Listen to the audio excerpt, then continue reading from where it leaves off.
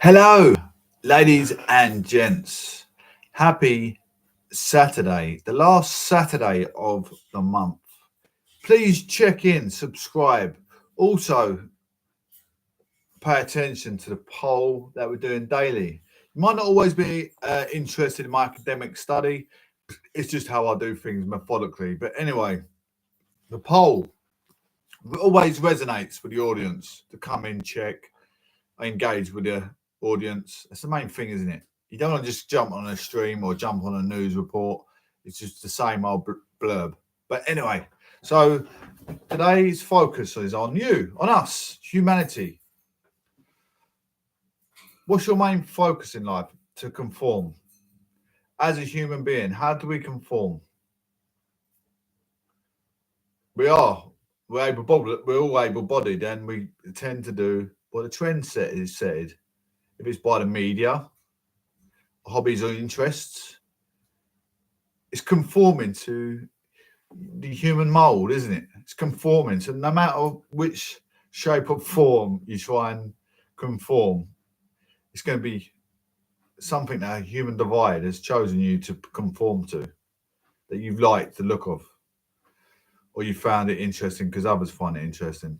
We're all trying to act different. You can't act too different, otherwise you can be very maybe animal-like or very strange. If you stand there like a tree, trying to leaf like a tree. Can you leaf like a tree? No, you can't. You can't leaf like a tree. It's almost impossible. Hello, Moto. But anyway, I'm on the module A328.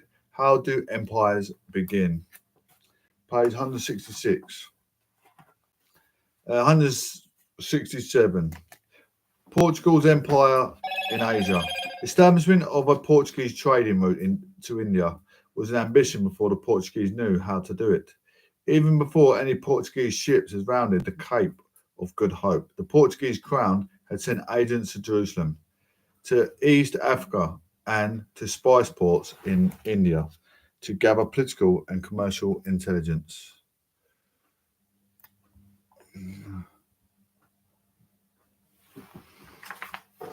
Page 168. In 1497, Vasco da Gama, a man from the minor Portuguese nobility, commanded a fleet of 3 ships that took 10 months to get to Cos Hycode.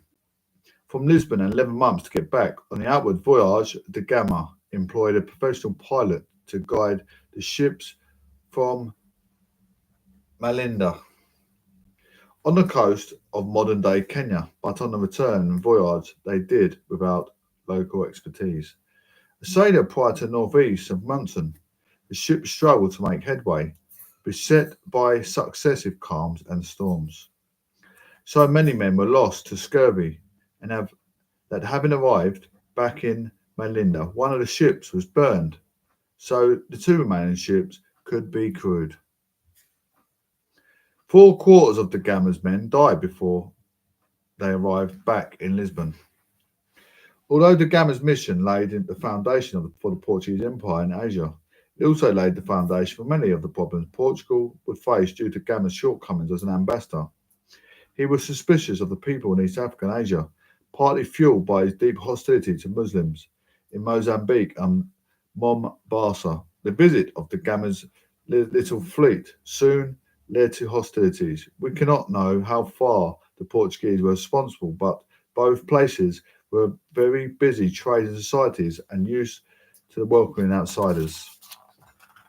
Da Gama's fleet remained in Cos Hycode for 3 months. Initially, he was treated with the respect due to the ambassador and potential trading partner.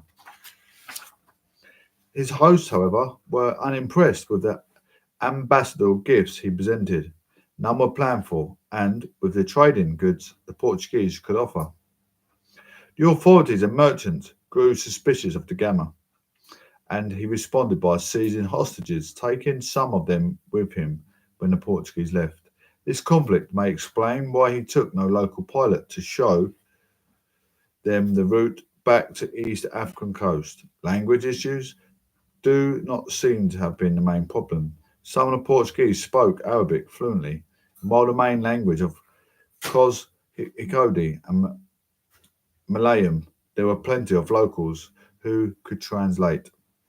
Although historians tend to consider da Gama's diplomacy a failure, his voyage was considered a great success when he arrived back in Portugal in 1499. A sea route to India had been established. Intelligence had been acquired about various places on the way, and Portuguese had achieved a head start over the European nations. Further fleets followed in the subsequent 3 years, establishing a pattern of annual voyages by trading fleets that took advantage of the seasonal monsoons, which the Portuguese now understood. Prior to Gama's first voyage, anti-Muslim elements at the Portuguese court had considered the resources invested in trade-focused exploitation to be wasted. They wanted total commitment to defeating Islam and recovering Jerusalem for Christendom. Now, however, they began to see that the two elements of Portuguese expansion could work together. The profits available if the spice trade could be redirected to a maritime route via the Cape and Lisbon were substantial and could be developed to fund wars against Islam. Furthermore, a Portuguese presence in Asia could outflank the Muslim land of empires of Asia. To achieve these goals, they needed something more muscular and an annual spice fleet. When a second voyage was sent to him in India in 1500, its commander Pedro Alvarez Cabral has orders not only to establish a Victoria factory as a station for Portuguese trade, but also to blockade the Red Sea and to conduct privateering missions against Muslim merchants.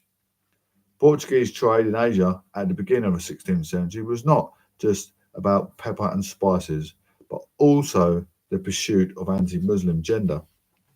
While Dom Manuel's I's court were enthusiasts for religious warfare from the start of his reign, finances were constrained. Manuel was at the edge of his credit limit. One of the three ships that sailed to India onto Gama's first voyage, indeed, had not been paid for by Manuel. It was funded by Florentine bankers established in Lisbon, who had invested heavily in other Portuguese maritime ventures, including sugar production in the Atlantic islands and the slave trade in Benin. Subsequent trade in voyages to India also involved ships fitted out by Italian financiers. Florence, it could be argued, underwrote Portuguese trade with India, while the crown creamed off some of the profits.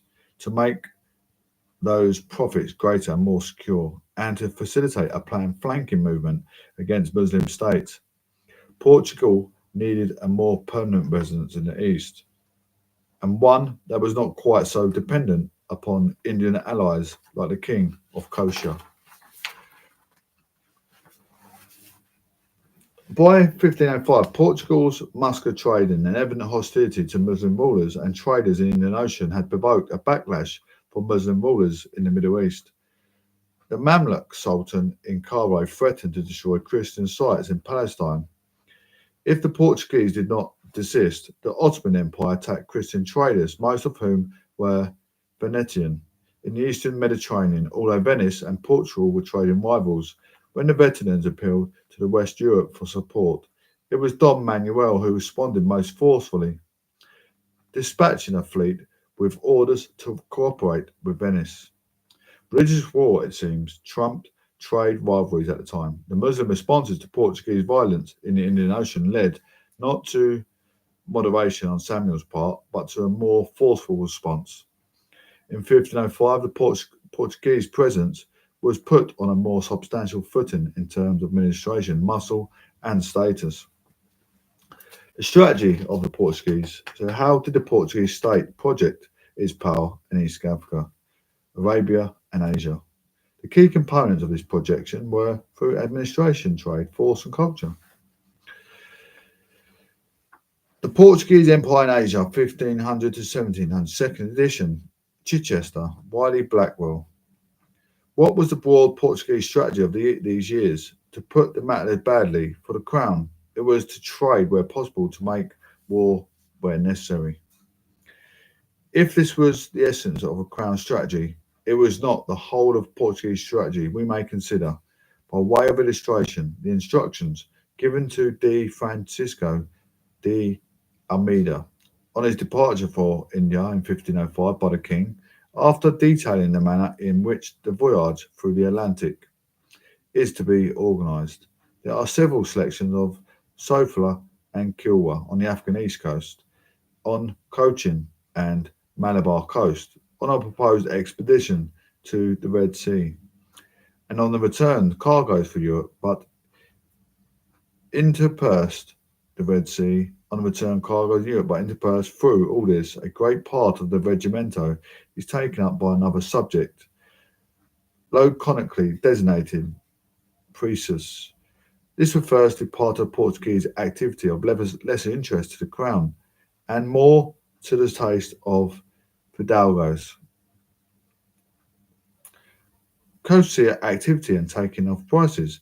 We have already noted that in an earlier chapter that such activity had been quite characteristic in the 14th and 15th century off the African north coast and later in the Atlantic beside the Portuguese. Many Italians, Spaniards, and Frenchmen practiced it, and the tradition was carried over into the Indian Ocean. The crown, often not having the resources to give rewards of adequate dimensions to the nobility for their part in early voyages. Aqua said in this, albeit with a certain unwillingness, the aspect of Portuguese dealings in the Indian Ocean was to bring the Portuguese somewhat disrepute even by 1520, but faced with the recalcitrant nobility. This was a crown sop, and it was felt that at least some check could be kept on it by making it official. The King's fifth share was based on the interesting precedent, the Islamic tradition of the Khums, the fifth share of plunder that was to be made over the overload, or to the Caliphate. The rule was meant to apply not only to the crosshair ventures carried out from the royal ships, with which the 1505 Regimento is primarily concerned, even private crosshair ventures in the activity described by contemporary chroniclers and Adair as precess were subject to the Quinto. Don Manuel had already in 1501 declared himself the Lord of Conquest, Navigation and Trade of Ethiopia, Persia and India, which was not so modest as it might appear. Ethiopia appears to have meant the whole of the eastern and southern Africa, while India meant all of Asia to the east of Arabia. Manuel was not actually claiming to rule so much territory, of course, but claiming the rights of an overlord. In 1505, he backed up his claim to the Lord of the Conquest, Navigation and Trade of the Indian Ocean by sending viceroy and appointed governor his decision who have the authority of a king. Almeida, the man chosen to be the first viceroy, was from leading nobility and carried instruction to build fortress in Kerala, in East Africa, and on Indian Ocean, island of Socotra of Yemen. He was also ordered to investigate the possibility of building forts in Sri Lanka and Malacca. While still limited in terms of territorial ambition, the establishment of Estado da India in 1505 marks a significant step in the expansion of Portuguese empire in Asia. The motives, religious warfare and trade, remained the same, but Manuel was not just protecting the trade in which Portugal already participated. He was, New Wit suggests, consciously creating a whole new Portuguese state in the Indian Ocean, a state with its own government, its own armed force, and its own social institutions. This was a significant undertaking that required a structure of laws and regulations covering the relationship between the Estado da India and its own personal, civilian and military, but its also its commercial and diplomatic relations with other states in Asia, like Christian rulers in Europe. The Viceroy of Estado da India would also have responsibility for the church and the Christian communities in the areas in which it operated. Given that the Estado da India appears to have been established to operate in areas well beyond any territories it actually controlled, this was a challenging task for Almeida to undertake. The Portuguese crown strictly controlled the spice trade. On paper, at least the crown factors negotiated the prices and purchased the pepper from the local traders, paying for it in copper, gold, and silver. Trading in pepper and gold were declared royal monopolies, and other commodities were later included. Every ship in the ocean was required to buy a carters. It passed declaring its cargo and passengers. All ships had to pay Portuguese custom dues and to enforce the rules of Portuguese blockaded the Red Sea from a fortress on the island of Socotra, controlled the flow of the gold from East Asia from fortresses of Sofala in Mozambique and Kilwa in Tanzania, and controlled the pepper trade of fortress in Kosher and Kanaya. The customs dues that were collected paid for the fortresses and ships to enforce those dues of monopolies, or at least enforce them sufficiently to guarantee handsome profits for the Portuguese crown. The Estado de India enforced its rule through the professional military, while Portugal itself still relied upon the nobility to officer armies composed of the nobility followers supplemented with criminals. Alfonso de Albuquerque. Almeida's success in 1509 extended the Estado de India's territory and influence. The Sub-Bahamian describes Albuquerque as a creature of curious contradictions, a great believer in centralization, but also a man who himself went far beyond what royal instructions in fact required. Newitt suggests that the Albuquerque was utterly ruthless, prepared to massacre, torture, or to mutilate his prisoners and to burn deserters if they fell into his hands, unlike the Gama, however, who seemed to have indulged in atrocious violence with any obvious purpose. Albuquerque was the shrewd politician diplomat who was capable of looking beyond the winning of battles and storming of towns to be more creative side, establishing new communities.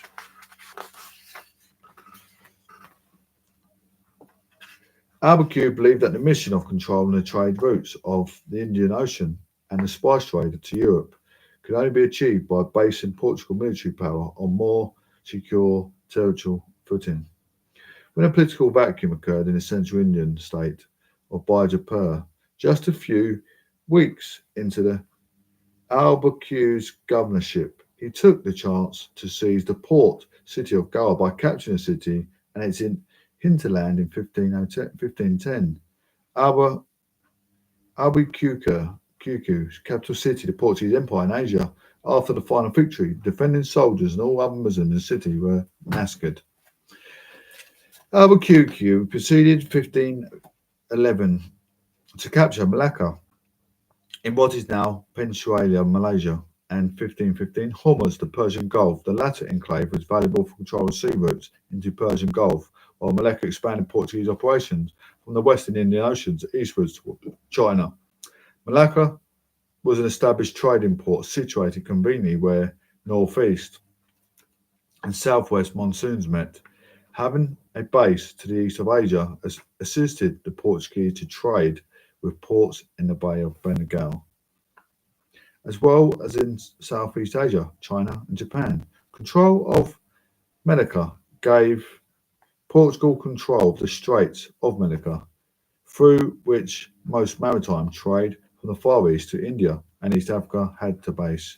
They also established themselves in Sri Lanka, constructing, by an agreement with the local ruler, a first at Colombo in 1507, using it to dominate the island. Albuquerque died in 1515, leaving the Portuguese Empire in Asia territory more secure but also potentially overextended. In 1515, there did not seem to be any regional power with the ambition to test Portugal's ability to control such a sprawling chains of enclaves. But this may have been partly because the levels of trade meant many people had an interest in its stability. Administration. The king was at the head of the administrative artery Even so, as the instruction from Portugal would be received in Goa 10 months after request for orders had been sent by the governor. The Crown was not in a position to give specific orders, not only set broad policy, the Viceroy or Governor was led to the state and government for all Portugal's interests, stretching from East Africa to Macao and on the coast of China. Just as European monarchs had councils to advise them, so the governor of Estado de India had a council of advisors. And just as in Europe, this evolved from being a loose arrangement to become formalised and institutionalised in the latter half of the 16th century.